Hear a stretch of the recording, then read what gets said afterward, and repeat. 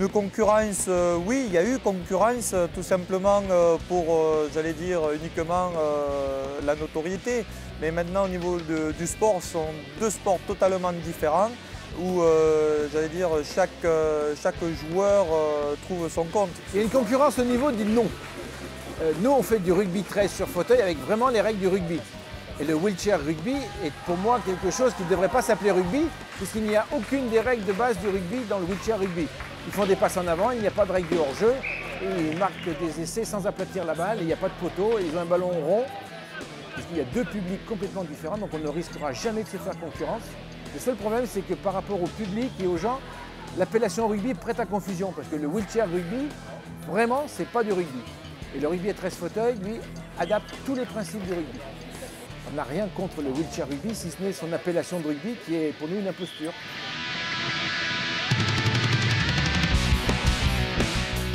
De façon évidente, c'est le sport de contact en fauteuil. Il y a plein de similitudes. Après, c'est vrai qu'il y a plein de choses qui font que par certains côtés, ça ne ressemble pas trop, vu qu'on est obligé d'adapter vraiment la pratique en fonction du handicap. Le fait qu'on ait un ballon de volley, par exemple, c'est parce que c'est un ballon plus léger.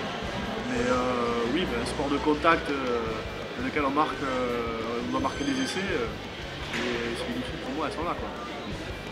C'est un sport qui est vraiment très stratégique, quoi. Pour moi, c'est un peu entre le rugby et les échecs, quoi.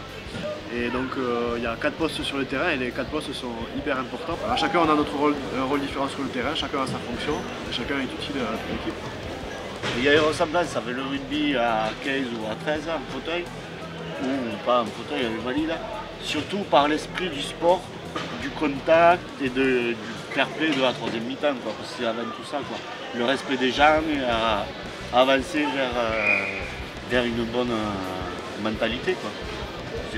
C'est là qu'on retrouve l'esprit rugby vraiment fort.